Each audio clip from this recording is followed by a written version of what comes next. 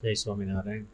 પૂજ્ય ઘનશ્યામ સ્વામી, કૃષ્ણપ્રિય સ્વામી, સભામાં ઉપસ્થિત કૌશિકભાઈ, નારાયણભાઈ, ધીરુભાઈ બાબરિયા, સર્વ હરિભક્તો અને વંદનીય સંતો.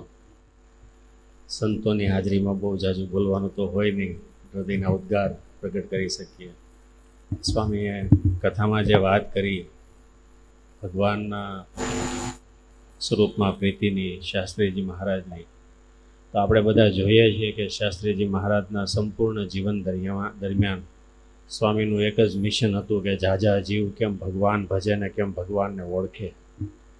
એ જ વસ્તુ હું ગુરુકુલમાં ભણ્યો એ પછી જ્યાં મોટા સંતો હરિપ્રસાદ સ્વામી, ખાસ કરીને જોગી સ્વામીની સેવા મને મળી.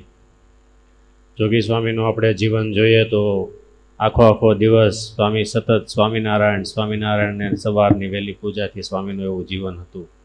એ સંતોના સાનિધ્યથી જીવમાં બહુ બધું બળ મળ્યું.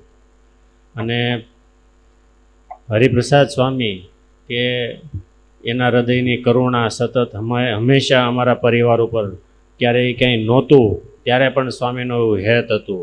સ્વામી જ્યારે આ ગીરના ગામડાઓમાં વિચરણ કરવા નીકળે ત્યારે અચૂક અમારે ગામ ત્રાકુડા પધારે, મારા બાપુજીની પાસે આવે કે અહીંયા એક ભગત રહે છે એમ કરીને સ્વામી આવે.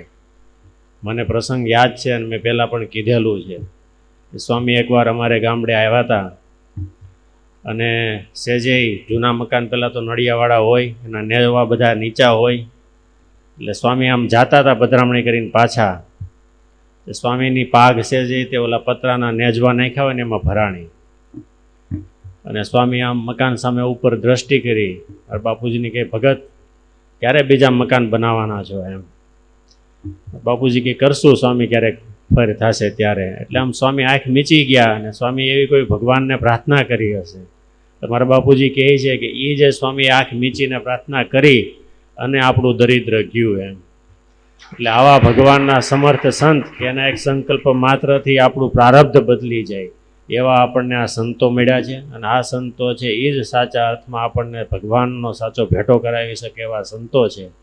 એટલે આ સંતોના વચનમાં આપણે દ્રઢ નિશ્ચય રાખી અને સંતોના વચને આપણે સત્સંગમાં કાર્યરત રહીએ એવી ભગવાનના ચરણોમાં પ્રાર્થના છે. જય સ્વામિનારાયણ.